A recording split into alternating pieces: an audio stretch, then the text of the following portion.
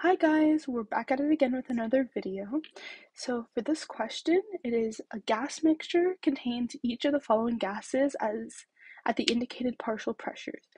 So dinitrogen is 200 torr, dioxygen is 105 torr, and helium is 120 torr. What is the total pressure of the mixture? And that's the first question. Second question is what mass of each gas is present in a 1.5 liter sample of the mixture at 25 degrees Celsius? So first we'll answer the first question, which is what is the total pressure of the mixture? So we have these values, which are going to be very, very much important for the first question. So we know that our total pressure is the sum of all partial pressures. So we use this relationship, P total is equal to P of dinitrogen plus P of 2 plus partial pressure of helium. So we just have to add all of our partial pressures together. So it's going to be 200 torr plus 105 torr plus 120 torr. So altogether, our total pressure is going to add up to be 425 torr. So that answers our first question. Pretty simple. The hard part is going to be in the second half.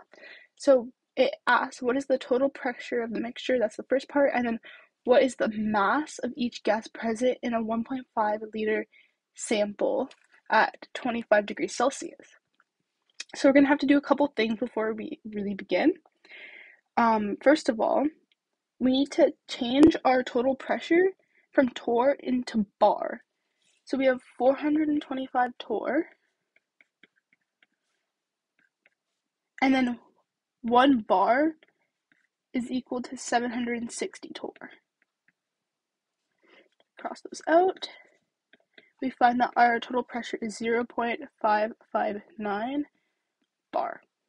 That's the first thing we'll have to do. We'll also have to convert our temperature from Celsius to Kelvin. So right now we have 25 degrees Celsius.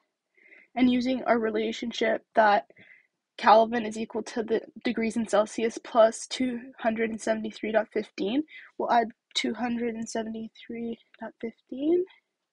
This is our temperature. So we find that we have a temperature of 298.15 Kelvin. Okay, so now we have this as our pressure. This is our temperature.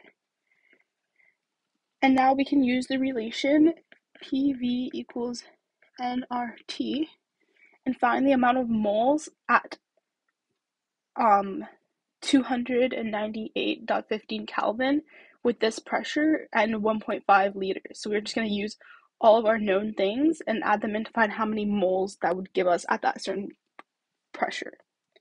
So if we reformat this equation for it to equal the number of moles, so we have our pressure, which is 0.559 bar, times 1.5 liters given in the problem for our volume, times R. So the R constant is right here. So 0.08314.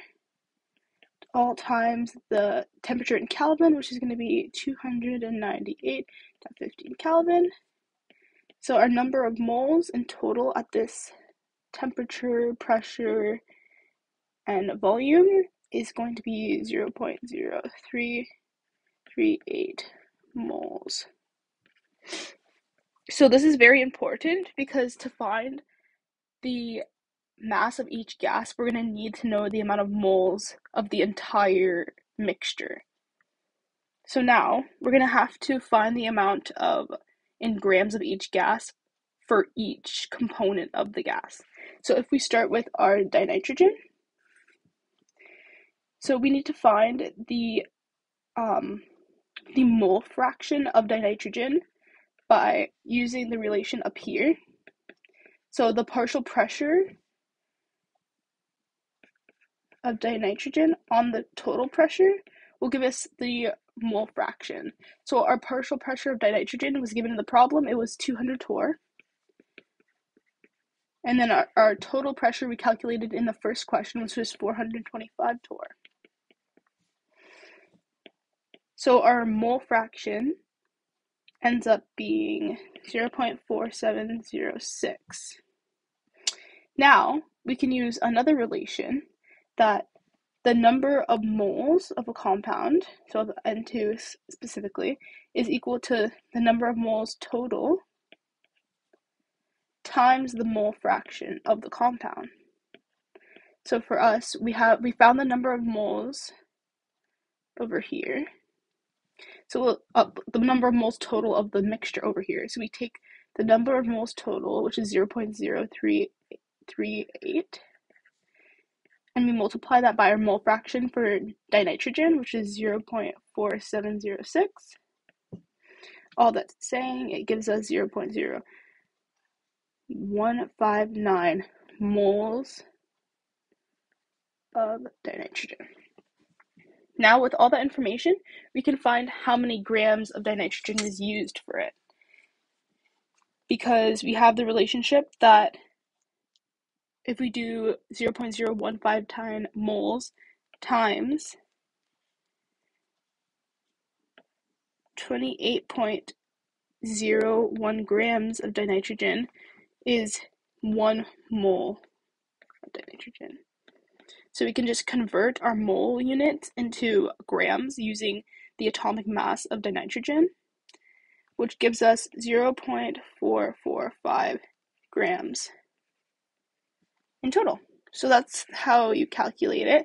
Now all we have to do is the same process for the other two components. So if we go next with the oxygen,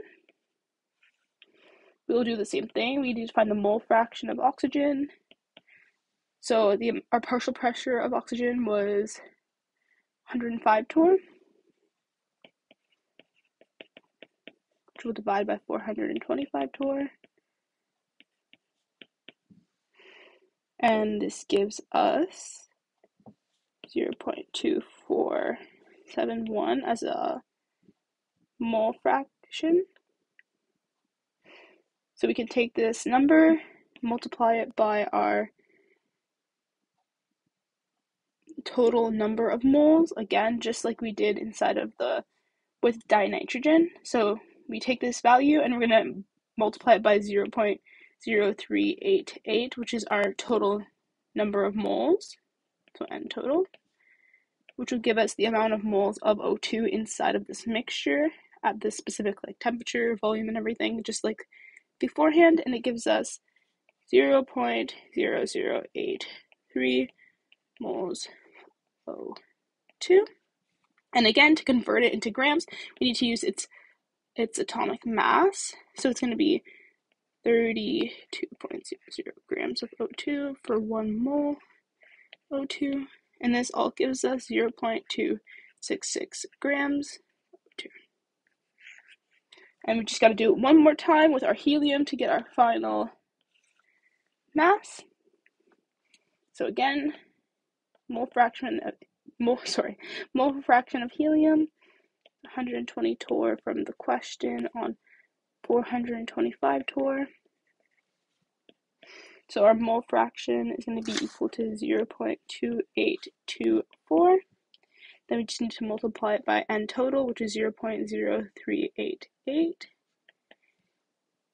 And all that good stuff gives us 0.0095 moles of He, so helium, then times its atomic weight, which we can find all these atomic weights in the periodic table. These ones we have to multiply by 2 since there's 2 of them, and that's like their normal, natural form.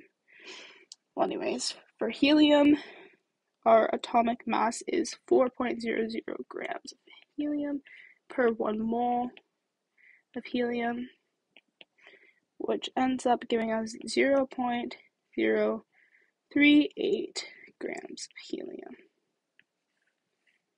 Okay, so now we answered our first question up here. And here are the answers to our second question over here. And that pretty much sums it up. Thank you for listening. Don't forget to like, subscribe, and share to your friends in chemistry. Thank you.